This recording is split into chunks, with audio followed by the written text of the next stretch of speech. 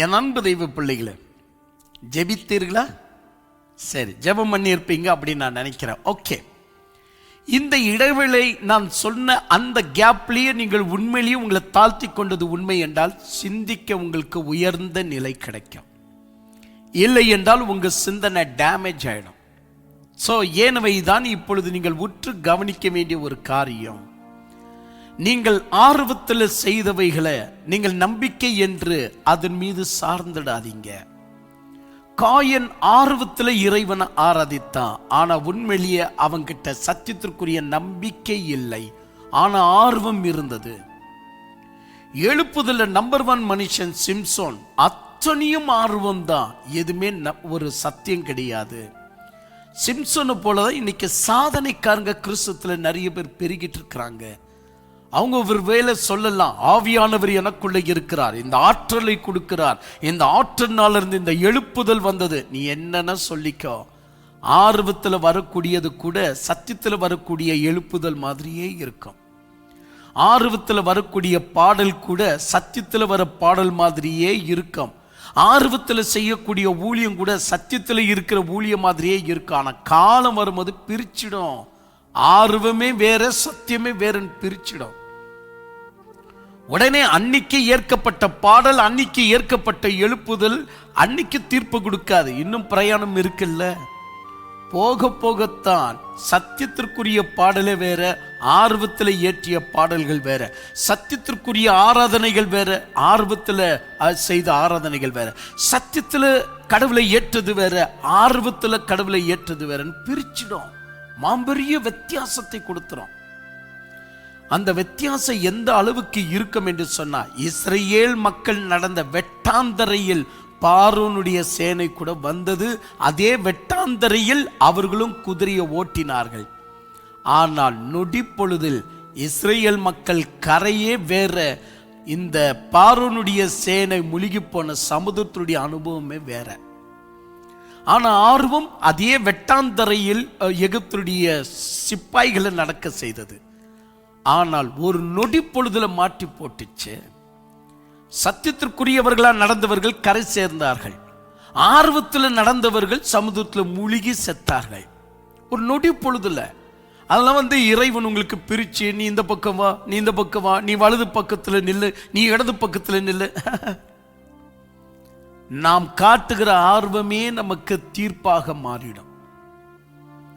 ஏனவைதான் சத்தியம் கேட்பது எவ்வளவு அவசியம் என்பதை சிந்தித்து பாருங்க. நீங்கள் எவ்வளவாக சத்தியத்தை நீங்கள் கேட்க கேட்க ஆரம்பிக்கிறீர்களோ, கேட்க கேட்க புதுப்பிக்கப்பட்ட சிந்தை உள்ளவர்களாக மாறுவீங்க, புதுப்பிக்கப்பட்ட மனம் உள்ளவர்களாக மாறுவீங்க. சத்தியம் உங்களுக்குள்ள வேலை செய்ய ஆரம்பிக்கும். ஏனவைதான் அப்போஸ்தலனாகிய யோவான் சொல்றாரு, இஸ்ரேல் மக்களை நான் சொல்லல, இந்த உலகத்தையே நான் சொல்லுகிறேன். உலகம் அவர் அறியவில்லை, அறிய முடியல. அவர் அறிவதற்காக அப்போ பைபிள் என்ன சொல்லுகிறது என்பது நம்ம உற்று கவனிக்கணும். பைபிள் என்ன, அவர் அறிவதற்காக பைபிள் என்ன சொல்லுதுன்னு உற்று கவனிக்கணும். நம்பர் 1, நீங்கள் ஒருவேளை உங்க வாழ்க்கையில ஏதோ ஒரு அற்புதம் நடந்ததுனால், இப்பொழுது நீங்க கிறிஸ்துவுக்குள்ள இருக்கிறீங்கன்னா தயவு செய்து மாற்றிக்கங்க. அதற்கு பெயர் தான் ஆர்வம். அது நம்பிக்கை ஆகாது. அற்புதங்கள் மூலியமாக ஆண்டவர் அண்டையில வருவது நேர்மை வழி கிடையாது, குறுக்கு பாதை அது.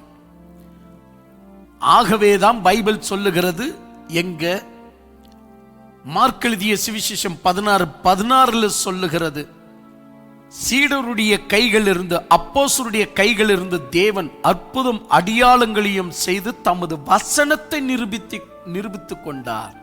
தமது வசனத்தை நிரூபித்துக் கொண்டார். பாருங்க, நல்ல சொல்றேன் பாருங்க.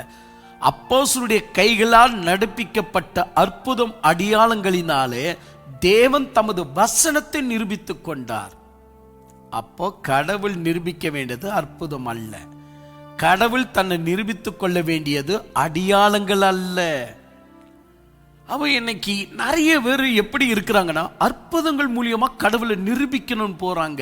நீங்கள் அற்புதங்கள் மூலியமாக கடவுளை நிரூபிக்க சென்றால் அது நம்பிக்கையை கொடுக்காது, ஆர்வத்தை மட்டும் மனிதர்களுக்கு கொடுக்கும்.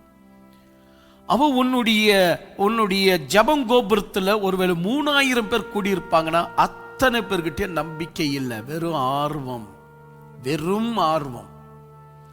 நீயும் கெடுற, அந்த மக்களையும் கெடுக்க வைக்கிற. நீ யார ஊழியக்காரனே சொல்ற, அது எங்க இருந்தா என்ன, அது கன்னியாகுமரியில இருந்து காஷ்மீர் வரைக்கும் இருக்கிற எந்த ஊழியக்காரனுக்கும் இது பொருந்தும், எனக்கும் பொருந்தும்.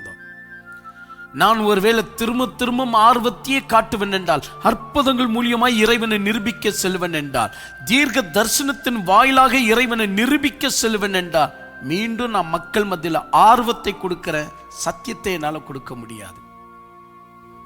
சோ என் வழிகளை நான் மாற்றிக்கொள்ளணும்.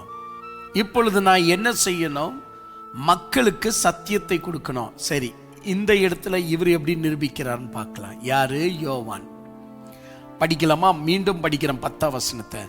அவர் உலகத்தில் இருந்தார் அப்படின்னா அவதார புருஷனாக வந்திருக்கிறார். அவர் செய்ய வேண்டிய டியூட்டிக்காக அவர் வந்திருக்கிறார். அவர் உலகத்தில் இருந்தார், உலகம் அவர் மூலமா உண்டாயிற்று, உலகமும் அவர் அறியவில்லை. அப்படின்னா இறைவனை நீங்கள் புரிந்து கொள்ள வேண்டியது, நல்லா புரிஞ்சுக்கங்க. இங்க பாருங்க, இங்க பாருங்க, என்ன பாருங்க, இறைவனை நீங்கள் புரிந்து கொள்ள வேண்டியது அற்புதங்கள் அடையாளங்கள் மூலியமாக அல்ல, இயற்கையின் மூலியமாக. இயற்கை, இயற்கை. எத்தனை பேர் ஒத்துக்கிறீங்க? ஏன்னா உலகம் அவர் மூலமா உண்டாயிற்று, உலகமும் அவர் அறியவில்லை. அப்படின்னு அறிய வேண்டியது எப்படி? அவர் படைத்த இந்த இயற்கை உலகத்தை பார்ப்பதனால் அவர் அறிய முடியும்ன்ற அர்த்தம். இங்க ஒரு பக்கம் வேதம் இருக்கு, அது ஒரு பக்கம் அப்படியே வச்சுக்கலாம். ஆனா இந்த இடத்துல யோவான் சொல்லுகிற ஒரு விசேஷத்தமான ஒரு எவிடன்ஸ் நீங்க கொஞ்சம் எண்ணி பாருங்க. அவர் என்னன்னு சொல்ல வர்றார்? உலகம் அவர் மூலமா உண்டாயிற்று. அப்போ இந்த உலகத்துடைய எஜமான் யார் என்று ஃபர்ஸ்ட் நீங்க பார்க்கணும். இதுதான் அடிப்படை. இதான் நீங்கள் அறிய வேண்டிய அடிப்படை.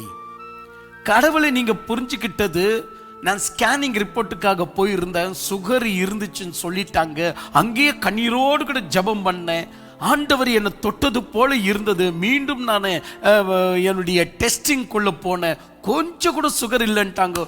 ஐயோ ஏசப்பா, உம்முடைய புதுமையை நான் என்ன சொல்லுவேனா? ஃபெயிலர் ஆயிட்டீங்க. அங்கே ஃபெயிலர் ஆயிட்டீங்க. ஒருவேளை உங்களுக்கு ஒரு அற்புதம் நடந்தது உண்மையாய் இருந்தாலும் அது மேலும் மேல ஆர்வத்தை தூண்டமே ஒழிய அறிவை தூண்டாது. அதனாலதான் தன்னை பின்பற்றிய யூதர்களை பார்த்து சொன்னார், நேற்றைய தினம் நடந்த அற்புதத்திற்காகவா என்னை பின்பற்றுகிறீர்கள்? என்னை அதற்காக பின்பற்றாதிருங்கள். நான் செய்த அற்புதம் அழிந்து போகிற ஆகாரத்துக்கு சமானமானது. அதை தேடுவதற்காக, அடைவதற்காக என் பின்னாடி வராதிருங்கள். அழியாம இருக்கிற ஒரு ஆகாரம் என்னிடத்துல உண்டுன்னு சொல்லி அந்த சாப்டர்ல கடைசியில சொல்லுவார். நான் சொன்ன வார்த்தைகளும் ஆவியும் ஜீவனுமாய் இருக்கிறதே, நான் வார்த்தையை குறித்து அல்லவா சொன்னேன் அப்படின்னு சீடர்களுக்கு சொல்றாரு. எப்போ 72 சீடருங்க பிரிந்து போய் யூதருங்க முறுமுறுத்து பிரிந்து போன பின்பு தன் அண்டையில் இருக்கிற அந்த 12 சீடர்களை குறித்து சொல்றார். நான் வார்த்தையை குறித்து அல்லவா நான் சொன்னேன், என் மாம்சத்தை குறித்து என் ரத்தத்தை குறித்து நான் சொல்லவில்லையே, நான் வார்த்தையை குறித்து அல்லவா நான் சொன்னேன்.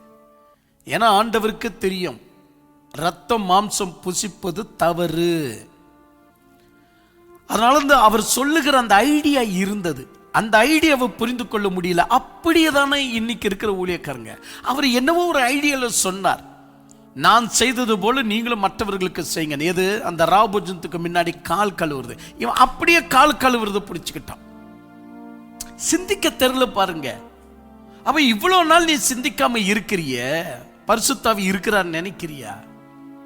இதெல்லாம் ஆர்வம். ஆர்வத்துல ஊழியத்துக்கு வந்திருக்கலாம், ஆர்வத்துல ஒரு ஊழியக்காரனை வச்சுன்னு இருக்கலாம், ஆர்வத்துல நீ என்ன செய்யலாம், சபை கூட நிறுவி நீ செய்து கொண்டிருக்கலாம், ஆர்வத்துல ஒரு பெரிய பாடகனாக கூட மாறி இருக்கலாம், ஆர்வத்துல சாட்சி கூட கொடுக்கலாம். அதெல்லாம் வேறங்க, சத்தியம் வேறங்க. என்றைக்கு உனக்குள்ள சத்தியம் வருகிறதோ அப்போது மட்டும்தான் மாற்றங்கள் வர ஆரம்பிக்கும். ஆர்வத்துல எந்த மாற்றமும் வராது.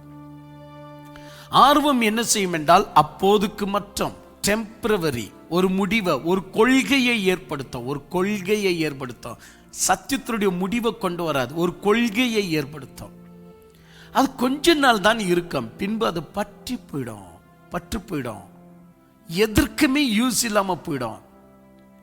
இதை விட இன்னொரு அசத்தலான ஒரு அற்புதம் நடக்குதுன்னா அது பக்கம் போயிடும். இன்றைக்கு ஒரு ஒலிம்பிக்ஸ்ல ஒருவன் ஒரு வினாடி 6 செகண்ட்ல, ஒரு வினாடியா தமிழ்ல சரியா வரல நான் நினைக்கிறேன், அதாவது 1 minute 6 செகண்ட்ல ஒருவன் என்ன செய்திருக்கலாம், ஒரு ஓட்டு பந்தயத்தில் அவ்வளவு வேகமாக ஓடி இருக்கலாம். இன்னொருவன் வர வரைக்கும் தான் அந்த ரெக்கார்டை நம்ம கையில வச்சுக்க முடியும். இன்னொருவன் என்ன செய்யறான், ஒருவேளை 5 வருஷம் கழித்து இன்னொருவன் வரலாம். அவன் என்ன செய்யலாம், ஒரு 1 minute 4 செகண்ட் எடுத்திருக்கலாம். அப்படின்னா 6 செகண்டை எடுத்தவனை இவன் முறியடித்து விட்டான். இப்ப அவன் பெயர் போயிடும், இவன் பெயர் வந்து நிற்கும். இன்னும் 5 வருஷம் கழித்து அதே ஒலிம்பிக்ஸ்ல இன்னொருவன் 59 செகண்ட்ல அவன் அந்த சாரி எனக்கு சரியா வர மாட்டேங்கிறது 59 செகண்ட்ல அவன் கடந்து வந்திருக்கிறான் என்று சொன்னா, இப்பொழுது இவன் கணக்குல வந்துருவான். 1 minute 4 செகண்ட்ல இருந்தவன் வாஷ் அவுட் ஆயிடுவான். இதாங்க ஆர்வம். எதுவுமே சத்தியம் கிடையாது. சத்தியம் என்பது நீங்கள் இப்ப கூட நீங்க வந்துட்டு ஒரு அற்புதம் நடந்துச்சு, அடியாளம் நடந்துச்சுன்னு இன்னும் சாட்சி கொடுத்துட்டே இருப்பீங்கன்னா நீங்களும் கெடுறீங்க, இன்னொருத்தனையும் கெடுக்க வைக்கிறீங்க. அப்படி என்றால் நீங்கள் இறைவனை ஏற்ற ஒரு அனுபவத்தை சரியான விதத்தில் நீங்கள் சொல்ல வேண்டும், சரியான வகையில் நீங்கள் சொல்ல வேண்டும். மாறாக எனக்கு அற்புதம் நடந்தது, அடியாளம் நடந்தது, இப்போ கூட நான் ஆண்டவரை சிங்காசனம் கூட உட்கார விடுறதில்ல, என் ஜபம் சிங்காசனத்தை ஆட வைக்கிறது, இவையெல்லாம் ஆர்வத்தை தான் மூட்டும். நீயும் கடவுளை அறிவதற்கு சான்ஸ் வராது, அவனும் கடவுளை அறிவதற்கு சான்ஸ் கிடைக்காது. நாம் கடைசி வரை என்ன செய்வோம், இதே உலகத்தில் அவர் படைத்த உலகத்திலே இருப்போம், ஆனாலும் இறைவனை அறியாமலேயே இருப்போம். எனவே தான் இவர் சொல்றார், உலகம் அவர் மூலமா உண்டாயிற்று. அப்படின்னா உலகம் என்பது எதுவுமே சூப்பர் நேச்சுரல் கிடையாது, எல்லாமே நேச்சுரல். அல்லவிட்டால் இப்படி சொல்லுகிற எல்லாமே இயற்கை.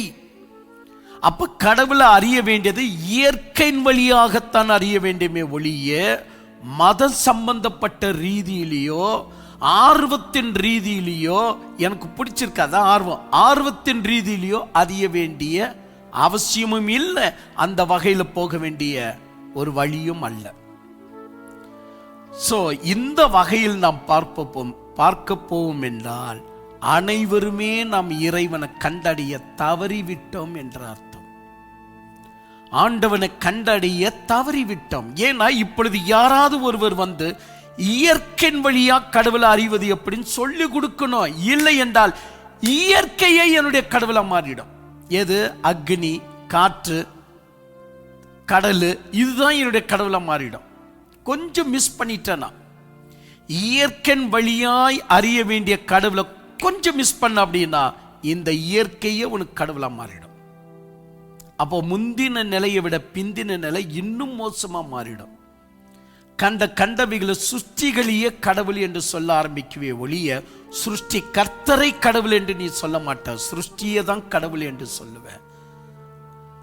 இந்த பரிதாபம் தான் இந்து மதத்தில் இருக்கு.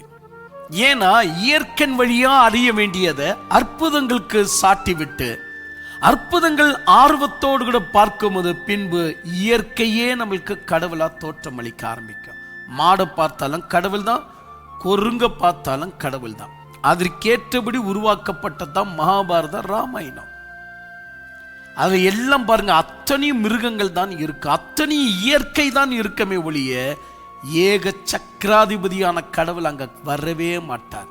எல்லாமே எப்படி இருக்கும் அப்படின்னு சொன்னா மிருகங்களும் மிருகத்துக்கு மிருகங்களும் துஷ்டனை அழிப்பதும் இந்த ஸ்டோரியிலேயே போயிட்டு இருக்கோம். ஸோ எனவே தான் வாழ்க்கையை நம்ம உணர்ந்து பார்க்கணும். என்னமோ அன்னைக்கு இருக்கிற இஸ்ரேல் மக்களை ஒன்றே நம்ம குற்றவாளிகளா பார்க்க கூடாது. மகிமையின் கர்த்தர் இன்னார் என்று அறிந்திருந்தால் அவர்கள் இந்த இயேசுவை சிலுவையில் அறைந்திருக்க மாட்டார்களே. இந்த இயேசு என்னுடைய தெய்வமாக இருக்கிறாரு, கொஞ்சம் கையை விடு, தெய்வமாக இருக்கிறார் என்று சொல்லுது கையை விட்டு, எப்படி அவரை நீ தெய்வமாய் ஏற்றுக்கிட்டேன்னு சிந்தித்து பாரு. எல்லாம் ஒரு ஆர்வத்தில் இருக்கமே ஒழிய அறிவில் இருக்காது. ஏனவைதான் இப்போ அறிவுக்கு சம்பந்தப்பட்டது இந்த நிமிஷத்துல நான் சொல்லி முடிச்சிட முடியுமா? அதற்குத்தான் ஞானஸ்தானத்துக்கு முன்னாடி இந்த காரியங்கள்லாம் சொல்லி அவர்களுக்கு நாங்கள் ஞானஸ்தானம் கொடுக்கிறோம். உங்களுக்கும் இதை குறித்து ஆர்வம் இருக்கும் என்றால் பல ஒரு விதங்களை சொல்ல வேண்டியது. ஒரு சின்ன விதத்துல மலேசியாவில் ஒரு முறை 3 நாட்கள் அவர்களோடு கூட தங்கியிருந்து ஒரு ஒரு ஒரு கடவுளை கண்டடைகிற ஒரு சின்ன க்ளூ ஒன்று கொடுத்தேன். ஏன்னா அந்த நேரத்தில் ஒரு 3 நாட்கள் பேச வேண்டிய நிலை என்று சொல்லி அந்த செய்தியை தயவு செய்து கேளுங்க. அந்த செய்தியை பேப்டிசம் எடுக்கக்கூடிய ஒவ்வொருத்தருக்கும் போட்டு விடுங்க. முதலாவது அதை அவர்கள் காதார கேட்கட்டும். ஏன் சொன்ன நம்பிக்கை வர வேண்டியது சத்தியத்தின் வாயிலாக அன்றி ஆர்வத்தின் வாயிலாக வரக்கூடாது. ஆர்வத்தின் வாயிலாக வரக்கூடியது பக்தி. ஆர்வத்தின் வாயிலாக வரக்கூடியது பக்தி. பக்தி என்னைக்குமே சத்தியத்தின் அடிப்படையில் இருக்காது, எல்லாமே ஆர்வம். உங்களுள்ள எப்படி இருக்கோ அந்த ஆர்வத்தின்படி நீ பக்தி செய்து கொள்ளலாம். கேட்டா அதற்கும் பதில் கொடுப்பாங்க. ஏன் சொன்னா ஆர்வம் ஆச்சே. ஆர்வத்துல எப்படி இருக்குன்னா தூணிலும் இருப்பார் துரும்புலியும் இருப்பார். அப்படிதான் ஆர்வம், அப்படிதான் பதில் கொடுக்கும். தூணிலும் இருப்பார் துரும்புலியும் இருப்பார். இதோ உன் கடவுள் இங்க இருக்கிறாரா? ஆமா இருக்கிறார். இதோ இங்க இருக்கிறாரா? ஆமா இருக்கிறார். தூணிலும் இருப்பார் துரும்புலியும் இருப்பார்னு சொல்றிய. தூணு, அதாவது நான் இப்படி சொல்லட்டமா, தூணி என்று சொன்னால் சும்மா வச்சுக்க, தூணில இருந்து உருவாவது துரும்பு. அப்போ மனுஷ மூலியமா உருவாவது அசிங்கமான ஒரு என்ன சொல்லலாம், கழிவு. அப்படின்னா நீ என்ன தெரியுமா சொல்ல வர? கடவுள் மனுஷனுக்குள்ளவும் இருப்பார், கழிவுக்குள்ளவும் இருப்பார். எவ்வளவு அசிங்கம் இல்ல? தூணிலே இருப்பார் துரும்பிலையும் இருப்பார் என்று சொல்லுவது ஆர்வத்தின் பேச்சு, அறிவின் பேச்சு அல்ல அது. இப்போ நான் சொல்றது நிறைய பேருக்கு புரியல நான் நினைக்கிறேன். இரும்புக்குள்ள இருந்து உருவாக்கப்படுகிறது தான் துரும்பு. அந்த துரும்பு தான் அதை நாசப்படுத்துது. அப்போ ஒவ்வொரு மனுஷனுக்குள்ள இருந்து உருவாக்கப்படுகிறது கழிவு. அப்ப கடவுளை மாத்தி பேச, தூணில இருப்பார் துரும்புலையும் இருப்பார்னு சொல்லுத, மனுஷனுக்குள்ளவே இருப்பார், மனுஷனுடைய கழிவுக்குள்ளவே இருப்பார். மரியாதையா இந்த பேச்சு இல்ல ஒழுக்கமா இந்த பேச்சு? ஆர்வத்தில் பேசக்கூடிய எந்த பேச்சும் அறிவுக்கு உண்மையிலேயே நிலை பெறாது. ஆர்வத்தில் பேசக்கூடியது இன்னொருத்த ஆர்வம் உள்ளவனா பேசி விட்டுடலாம். ஆனா சிந்திக்கும் போது தெரியும் ஆர்வம் உள்ள பேச்சே வேற, சிந்திக்கிற வார்த்தைகளை வேற என்கிற ஒரு நிலைக்குள்ள நம்ம வருவோம். எனவே என் அன்பு தெய்வ பிள்ளைகளை, கர்த்தருடைய சன்னிதானத்தை நேசிங்க, சத்தியத்தை நேசிங்க. இப்போ இதன் வாயிலாக ஒரு சின்ன விஷயம் உங்களுக்குள்ள ஒரு சின்ன க்ளூ காண்பிக்கப்பட்டிருக்கும். அது என்னன்னு சொன்னா, ஓகே நான் ஒரு ஆர்வத்தில் ஒரு ஊழியக்காரன்ட்ட ஞானஸ்தானம் வாங்கிக்கிட்டேன், ஒரு ஆர்வத்தில் நான் ஒரு சர்ச்சுக்குள்ள போயிட்டேன். ஆனா இனிமேலாவது ஒரு அறிவுக்குள்ள நான் செல்லணுமே. நம்ம யோசிக்க கூடாதா? ஏனவைதான் அறிவு என்று சொன்னாலும் அதுவும் ஒரு தப்பு தான். ஏன்னா நிறைய பேர் அறிவு என்று சொன்னா பைபிள் காலேஜ் நினைக்கிறாங்க. அதற்குத்தான் அப்போஸ்தலன் பவுல் ரெண்டையும் பிரிச்சு காட்டினார். யூதர்கள் அடையாளத்தை தேடுகிறார்கள், கிரேக்கர்கள் அறிவை தேடுகிறார்கள். ஆனா நாங்கள் அப்படி அல்ல, ரியாலிட்டியை தேடுகிறோம் சொன்னார். சிலுவையில் அறியப்பட்டவரை நாங்கள் தேடுகிறோம். யூதர்கள் அடையாளத்தை தேடுகிறார்கள், கிரேக்கர்கள் அறிவை தேடுகிறார்கள். நிறைய பேர் அவங்க அறிவுக்கு சம்பந்தப்பட்ட மட்டும்தான் ஏத்துக்குவாங்க. இது எவ்வளவு பெரிய அயோக்கியத்தனம்! என் அறிவுக்கு சம்பந்தப்படுற மாதிரி இருக்கணும்னு சொல்லுவது உண்மையிலேயே ஒரு அயோக்கியத்தனம் தானே. ஏன்னு சொன்னா அறிவு என்பது ஆல்மோஸ்ட் நமக்கு ஏதோ ஒரு இன்ட்ரெஸ்ட்ல இருக்குன்னு சொல்லும் போது அதையே நான் எனக்கு சம்பந்தப்படுத்திக்க முடியாது. பொதுவாக சம்பந்தப்படக்கூடியது இருக்கு. புரியல? ஒரு உதாரணம் கொடுத்தாதான் உங்களுக்கு புரியும். சரி, உதாரணம் கொடுக்குறேன், கவனிங்க. ஸ்கூல் பிள்ளை என்ன செய்கிறது? மேத்தமெட்டிக்ல கணக்கு போடுன்னு சொல்லும் போது அது கணக்கு போட்டு போட்டு போட்டு போட்டு உட்காருது. பின்பு போய் டீச்சர்கிட்ட காட்டுது. டீச்சர் என்ன பண்றாங்க? அந்த கணக்கெல்லாம் பார்க்குறாங்க. வெரி குட் வெரி குட், சரியா இருக்கு. இங்க என்ன இது சரியா இல்லை, இது என்ன இது அப்படின்னு கேட்கும் போது அப்போ அது சொல்லுது, தெரியல டீச்சர் அப்படின்னு. இந்த 2 இந்த 4 கூட சேர்த்து இதுல வகுத்திருந்தா உனக்கு சரியான கணக்கு வந்திருக்கும். நீ 2 போடுவதற்கு பதிலாக எதுக்கு 4 போட்டுட்ட? அதனால தான் உனக்கு அதை கழிக்கும் போது உனக்கு 0 வந்து அதை மீண்டுமாக வகுக்கும் போது தப்பான கணக்கு வந்திருக்கு அப்படின்னு சொல்லும் போது, அங்க அறிவுக்கு சம்பந்தப்பட்டதை மட்டும்தான் பிள்ளை எழுதும் கணக்க. இங்க பாருங்க, இந்த உதாரணத்தை பாருங்க. அறிவுக்கு சம்பந்தப்பட்டதை மட்டும்தான் பிள்ளை கணக்கு எழுதும். ஆனா ஒரு கம்பெனி ஓனர் அப்படி பண்ண மாட்டாரு. ஆடிட்டரை வர வச்சு அங்க அறிவுக்கு பொதுவான சம்பந்தத்துக்கு ஏற்கக்கூடிய கணக்கு எழுத மாட்டார். அவர் என்ன பண்ணுவார்? தனக்கு இஷ்டமான கணக்கு எழுதுவார். அப்படியா அந்த 3 லட்சத்தை குறித்து ஒரு கணக்கு கொடுக்கணுமா? சரி, அது ஒரு பெரிய விஷயம் இல்லை என்று சொல்லி அந்த 3 லட்சத்துக்கு ஒரு கணக்கு ஏற்படுத்துவார். எல்லாம் தப்பா. அது ஒருவேளை அரசியல்ல இருக்கக்கூடிய பெரியவனாக இருக்கலாம். யாரா இருந்தா என்ன, ஸ்கூல்ல நம் கணக்கு ஒப்படைத்தோமே அது அறிவுக்கு சம்பந்தப்பட்டது. ஆனா இப்ப நம்ம பிசினஸ்ல கணக்கு ஒப்படைக்கிறோமே, இது அறிவுக்கல்ல, இது அறிவுக்கு சம்பந்தப்படாது. இது தவறாக செல்லும். அப்படித்தான் நம்முடைய தெய்வத்துடைய விஷயம் கூட. எனவேதான் அற்புதங்கள் அடையாளங்கள் வாயிலாக இறைவனை நாம் தேடுகிறோம் என்று சொல்லுவது அது நல்லதல்ல. அது மேலும் மேலுமாக ஆர்வத்தை கொடுத்து ஆர்வம் மேல ஆர்வம். எனவேதான் ஒரு சின்ன ஜபம் இருந்தது, 1 மணி நேரம் ஜபம் இருந்தது, 2 மணி நேரமா மாறும், 2 மணி நேரம் ஜபம் 12 மணி நேரமா மாறிடும். ஆர்வம் அதிகரிக்கிறது.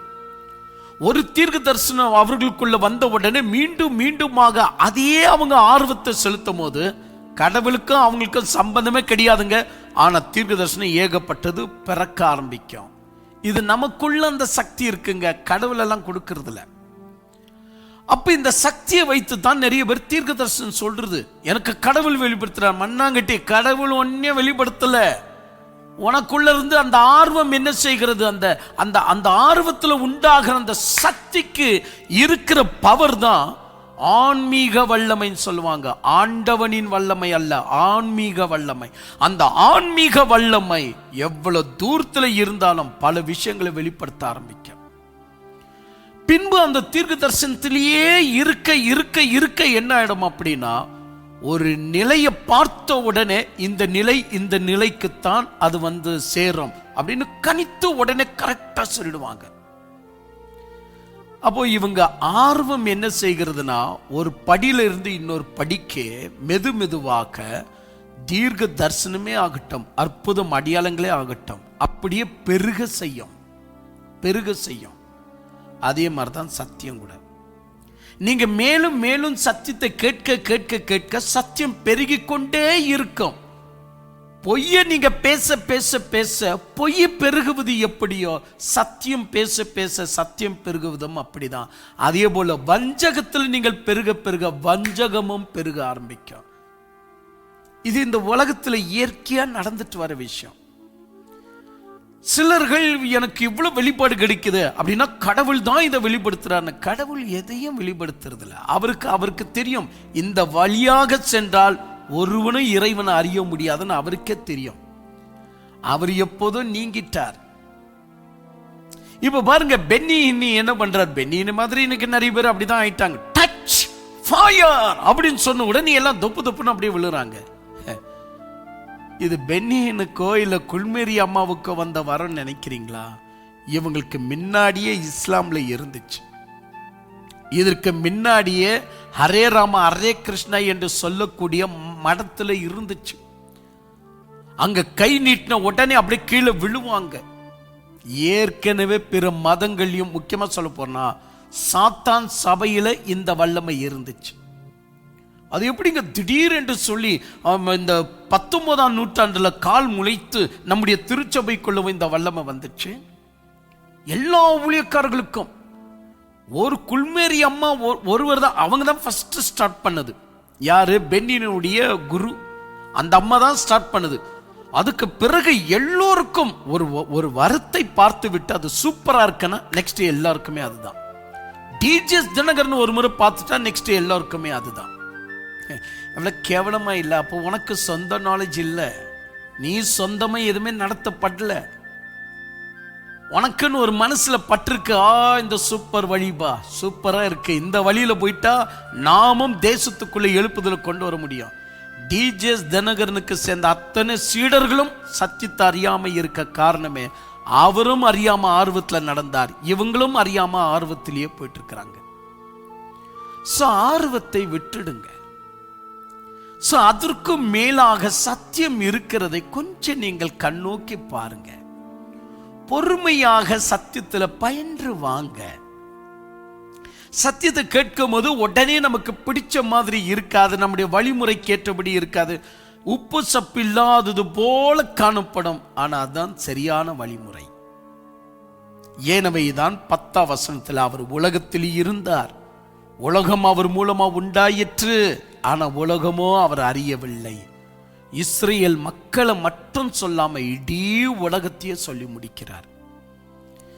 இயேசு கிறிஸ்துவ அறியாம போனது இஸ்ரேல் மக்கள் மட்டும் அல்ல, உலகத்தில் இருக்கிற அனைவருமே இப்படித்தான் அறியாம போனார்கள். ஏனவைதான் அற்புதம் அடையாளங்கள் என்பது அது யெகோவா தேவன் மேல நம்பிக்கை வைக்கவும் செய்யும், அது தேவையில்லாத ஒரு சக்திகள் மீதும் நம்பிக்கை வைக்க செய்துவிடும். ஏனவைதான் ஆர்வத்தை விட அறிவை நாடுங்கள். அறிவு என்று சொன்னால் சத்தியத்தை நாடுங்கள். நீங்கள் எவ்விதமாக சத்தியத்தை சிநேகிக்க உள்ள வந்து கொண்டே இருக்கிறீர்களோ அப்பொழுதுதான் நாம் சரியா சிந்திக்கல, நாம் ஏற்றது ஆரம்பத்தில் ஏற்றது வேற வகை, இப்ப நாம் ஏற்றுக்க வேண்டியது இன்னொரு வகை என்று சொல்லி ஒவ்வொன்றா சிறு சிறு விஷயங்களை மாற்றிக்கொண்டே வருவோம். ஒவ்வொன்றா மாற்றிக்கொண்டு வருவோம். ஆரம்பத்தில் மிக சிறியவனாக நான் இருக்கும் போது நான் கையில சாப்பிடுவது மட்டும்தான் சாப்பிடுற விதம் அப்படி நான் நினைச்சிட்டு இருந்தேன். பின்பு நான் 5ஆம் கிளாஸ்க்கு வரும்போது ஒரு நாளும் கையில சாப்பிடும்படி விரும்பவே இல்லை. எனக்கு ஸ்பூன் இருக்கணும், ஸ்பூன் இருந்தாதான் நான் சாப்பிட முடியும். 5ஆம் கிளாஸ்ல இருந்து ஸ்பூன்லயே பழகி வந்தங்க. பின்பு அது கூட மிகப்பெரிய ஒரு சரியான வழி அல்ல என்று சொல்லி இப்பொழுது என் வழியை மாத்திக்கிறேன். இல்ல, அவன் ஆரம்பத்தில் கைகளை சாப்பிட்டுட்டு இருந்தேன். அப்போ அப்படின்னா என்னன்னு தெரியாத இருந்த வயசு. பின்பு ஒரு ஆர்வம் ஏற்கப்பட்டது, ஸ்பூன்ல சாப்பிட்டேன். பின்பு இப்பொழுது நிலை வேற மாதிரியா இருப்பதனால் இப்பொழுது இரண்டையும் பயன்படுத்துகிறேன். இதுதான் சத்தியம் சொல்லுது. சத்தியம் என்றைக்குமே ஒரே பக்கம் வைக்காது. நம்ம சிந்திக்க சிந்திக்க சிந்திக்க அதன் வாயிலாக இன்னொன்றை வெளிப்படுத்திட்டே இருக்கோம். தூய்மையில இருந்து தூய்மைக்கு கொண்டு போகும், நீதியில இருந்து நீதிக்கு கொண்டு போகும், சத்தியத்தில இருந்து சத்தியத்திற்கு கொண்டு போகும். இதை நீங்க தெரிந்து கொண்டால் இதனுடைய பதில் உங்களுக்கு தென்படும். இதை நீங்க தெரிஞ்சுக்கல அப்படின்னு சொன்னா ரொம்ப கஷ்டங்க. நிச்சயமா நான் சொல்லுகிறேன், வாழ்க்கை உங்களுக்கு எப்படி இருக்கும் என்று சொன்னால் அட ஏதோ ஒன்று விடுங்க அப்படின்ற சலிப்பு கூட சில நேரங்களில் உண்டாயிடும். ஆனால் இவையெல்லாம் கடைசி காலத்தில் திருத்திக்க முடியாதுங்க. இப்ப இருக்கிற வயசுலயே திருத்திக்கங்க. நான் கூட உங்களை கடிந்து கொண்டா பிரசங்கிக்கிறேன் இல்லையே, கடிந்து கொண்டு பிரசங்கிக்காமல் அன்போடு கூட சொல்லிட்டு இருக்கிறேன். நான் என்னுடைய வழிமுறைகளை மாற்றிக்கொண்டேன், அதுபோல நீங்களும் உங்களுடைய வழிமுறைகளை மாற்றிக்கொள்ளுங்க. கர்த்தர் ஆசீர்வதிப்பராக, தேவன் உங்களோடு கூட இருப்பராக. இமட்டுமாக 1 மணி நேரம் இந்த செய்தியை கேட்டீங்க. 10ஆம் வசனத்துல இருக்கக்கூடிய சின்ன விளக்கம் என்ன அப்படின்னா, ஆர்வத்தில் கடவுளை அறியக்கூடாது, இயற்கையின் வழியாதான் கடவுளை அறியணும். ஏன்னா உலகம் அவர் மூலமா உண்டாயிற்று அப்படின்னா, அவர் மூலமா உண்டாயிற்றுனா இயற்கையிலேயே அவருடைய ரூபம் தெரியுதுன்னு அர்த்தம். அதை நாம் சத்தியத்தின் வாயிலாக மட்டும்தான் புரிஞ்சிக்க முடியும்னு இந்த 1 மணி நேரம் நான் சொல்லி கொடுத்தேன். கர்த்தர் ஆசீர்வதிப்பராக, தேவன் உங்களோடு கூட இருப்பராக. வாங்க, பைபிளை கீழே வைங்க, ஒரு கொஞ்ச நேரம் இறைவனை பார்த்து நன்றி செலுத்துங்க. ஆண்டவா, இத்தொகையான வார்த்தைகளை பேசி என் இதயத்தில் ஒரு புத்துணர்ச்சி நீங்க கொண்டு வந்ததற்காக ஸ்தோத்திரம். அறிவுக்கு சம்பந்தப்பட்டதா சிந்திக்கும்படி என்ன செஞ்சீங்களே, அதற்காக நான் உம்மை ஸ்தோத்தரிக்கிறேன் என்று சொல்லுவோமா? Very good. சிரங்களை தாழ்த்தி கொள்ளுவோம், கண்களை மூடுவோம். தேவன் தாமே இந்த செய்தி கொடுத்ததற்காக நன்றி செலுத்துவோம். அதோடு கூட இந்த செய்திக்கு ஏற்றபடியாக நம்மை நாமே அர்ப்பணிப்போம். கர்த்தர் ஆசீர்வதிப்பாராக.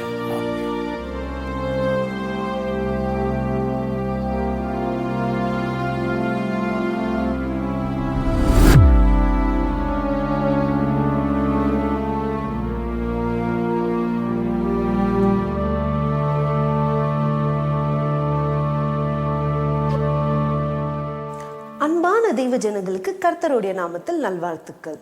இப்பொழுது நீங்கள் கேட்ட இந்த சத்தியத்தை போலவே பல ஆயிரம் ஆண்டுகளாக பேசப்படாமல் புதைக்கப்பட்டு இருக்கிற ரகசியங்களை நமது சகோதரர் ஜோயல் டேவிட் அவர்கள் மிக அழகாக சத்தியத்தை சத்தியவர்ணமாகவே கொடுத்துள்ளார். நமது ஊழியக்காரர் கொடுக்கின்ற ஒவ்வொரு செய்தியும் நம்மை தேவனிடத்தில் கிட்டு சேரத்தக்கது. அது மட்டுமல்லாமல் நாம் சத்தியத்தின் பாதையில் நடக்கவும் நமது வாழ்க்கையை தேவனிடத்தில் சீர்திருத்திக் கொள்ளவும் ஒரு ஒளியாக உள்ளது. இந்த செய்திகள் நமக்கு மட்டும் பயனளிக்காமல் உலகத்தில் பல்வேறு நாடுகளுக்கு சார்ந்தவர்களுக்கும் பயனளித்து கொண்டு வருகிறது. இது மட்டுமல்லாமல் அநேக தேசங்களில் இருக்கிற தேவ மக்கள் நம் சத்திய வெளிப்பாடுகளை வாட்ஸ்அப், FM, CD மற்றும் யூடியூப் மூலமாக கேட்டு பயன்படுத்தி வருகிறார்கள். இந்த செய்திகள் டச், சிங்களம், நெதர்லாண்ட்ஸ், போர்ச்சுகீஸ் மற்றும் ஆங்கிலத்தில் மொழிபெயர்க்கப்பட்டு அவர்களுக்கும் இந்த சத்திய வெளிப்பாடுகள் உபயோகமாக உள்ளது. மற்றும் நம் ஊழியர் பேசியிருக்கிற சில செய்திகளில் 583 மணி நேரமும், நம் ஊழியர் பேசியிருக்கிற சில செய்திகள் 582 மணி நேரமும், இன்னும் சில செய்திகள் 583 மணி நேரமும், இன்னும் சில செய்திகள் 980 மணி நேரமும், இன்னும் சில செய்திகள் 1760 மணி நேரமும், இன்னும் வேறு செய்திகள் 1500 மணி நேரமும், மொத்தமாக 5412 மணி நேரம் தக்கதாக செய்திகள் உள்ளது. கூடுதலாக 35,000 மணி நேரம் பேசியுள்ள மிக பிரம்மாண்டமான செய்தி நமது இடத்தில் உள்ளது. இந்த செய்திகள் கேட்க வேண்டும் என்று ஆர்வத்தோடு இருக்கிற தேவ பிள்ளைகள் நம் சந்தாதார் மூலியமாக நீங்கள் கேட்டு பயன் அடைந்து கொள்ளலாம்.